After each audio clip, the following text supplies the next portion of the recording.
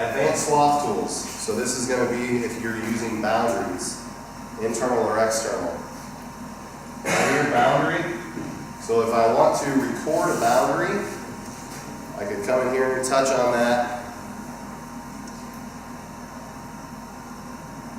And if I hadn't recorded anything, it would just be a white screen and show my little arrow where I was and show the file name down below. I need to have the field I'm going to make the boundary for active when I do it. So I can't just go from field to field to field recording boundaries under one file or one field name because they only show up under the field you record them for. So I need to, if I'm going to do this ahead of time, one, I need to have RTK, GPS, or RTX, so I don't get shift between today and when I plant. And secondly, pull into a field to do it on a Ranger or whatever, make the field you're in active, record the boundary, and then when you go to plant, it'll make that boundary active. So to record, you would get where you want to be. First, it's going to record right at your GPS receiver, unless you set up an offset.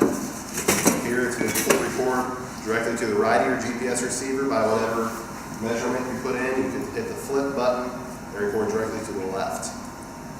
So this might be useful if I don't have RTK, or even if I do and I didn't record boundary, but I got waterway through the field, and I'm going to run outside the planter right up against the waterway all the way around to record.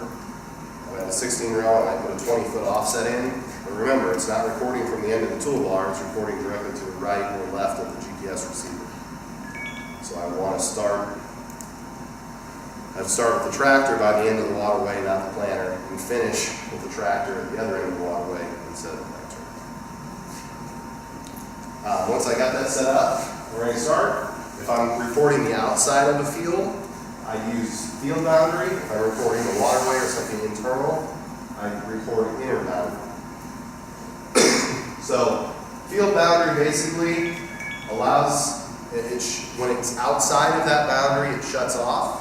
It'll shut the swath off. An inner boundary shuts things off inside that boundary. So if you select inner boundary and record the outside of the field, it's going to allow you to plant everything outside of the field and won't allow you to plant inside the field. So it's important to select the correct one. So this one, as an example, it's got an outer boundary or a field boundary here in red, and then a couple inner boundaries. If you get to a corner, you need to maneuver around. Instead of recording as you move, you can hit pause, and then that will change and say resume. So if I pull up to a corner, hit pause, back up, square up, hit resume, it'll just snap a line from where I hit pause to where I hit resume, just a straight line. And when I'm done, this would say end or end, and I'm going to hit end, and be done recording. If you've got boundaries from some other system as shapefiles, you pull them in. So you don't have to re-record them if you've already got them in some other system.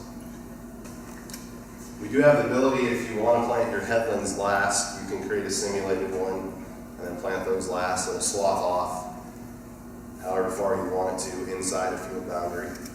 But if you pull in the field, plant your end rows and then plant the interior, there's no use for that really. They use that a lot in the southeast where they pull a strip tilt rig in front of the planter.